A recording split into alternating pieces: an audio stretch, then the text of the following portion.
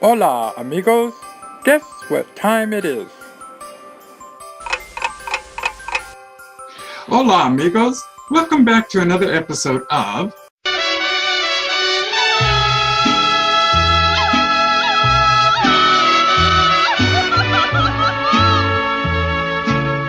I just thought I'd give you some news.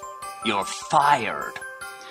Unless you purposely sought termination, those are two of the most unpleasant words one does not ever want to hear. Getting fired, terminated, let go, or laid off, especially from a job you truly enjoy going to every day, can be the most painful experience you will ever have. Right up there with someone saying, "I want a divorce." You didn't get the job. You were passed up for so-and-so. You have a terminal illness, etc. Believe me, I know. I have been on the receiving end of those words several times myself over the years. I just thought I'd give you some news. You're fired. Oh yes, even the talking Mexican has experienced job termination. Those bastards! Just kidding. Listen, my friends, getting terminated from a job is never pleasant. And depending on how that termination was handled, it can be downright embarrassing. It's like standing in line waiting patiently to pay for your purchases with other customers standing behind you, only to have the cashier say aloud for all to hear, "Your credit card has been declined." Tacos y frijoles. Talk about embarrassing. Okay, here is what you need to remember whenever something like getting terminated happens. Point number one, it happens to everyone. Just as everyone stinks who does not bathe daily, or will one day end up in a casket 6 feet under because, we all die. Most of us at one point in our life have been terminated from a job. It's not the end of the world. Point number two, it's not a pleasant experience. Aside from those few Nazi-esque individuals who enjoy seeing others writhe in pain, and contrary to popular thought, most employers do not enjoy terminating employees. The experience is equally frustrating or even painful for the terminator, no pun intended.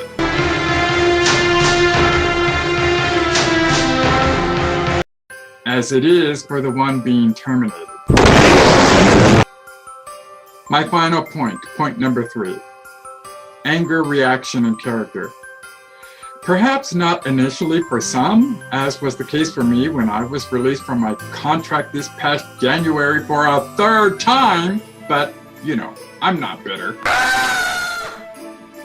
You are going to experience anger and frustration at having been terminated, especially if said termination was from a job you really loved, or was handled by a business by the book, matter-of-fact, unfeeling supervisor who simply and coldly said, "Thank you.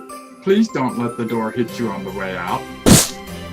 I don't know which stings more, getting terminated or being terminated by someone who views you more like a stranger in that moment than someone you shared a job experience with. In any case, do not let your emotions get the best of you. Always acquiesce to professional behavior. Remember, mama didn't raise no fool. Hail to the king, baby. You also don't want an emotional outburst to be on your record either. It's all about character and how you respond to specific situations. A positive response in a negative situation only looks better for you. Thank the individual terminating you for the opportunity to be of service to the company. Ask if they have any suggestions on where you can improve your performance. Shake their hand and leave without incident. I promise you will be the better person for it. As I said, it shows character, makes them stop and think sometimes. Wow, maybe we made a mistake. It's difficult to ignore someone who reacts professionally, especially in a situation like that. It isn't easy, but you look better for it. I realize these 3 tips will not do anything to help you feel better about having been terminated, but I believe they will certainly help you moving forward. Before I conclude today's talk in Mexican, I would like to add this one caveat to the many good and well-intentioned employers and/or hiring managers out there. First of all, thank you for all the opportunities you provide to the many working men and women out there.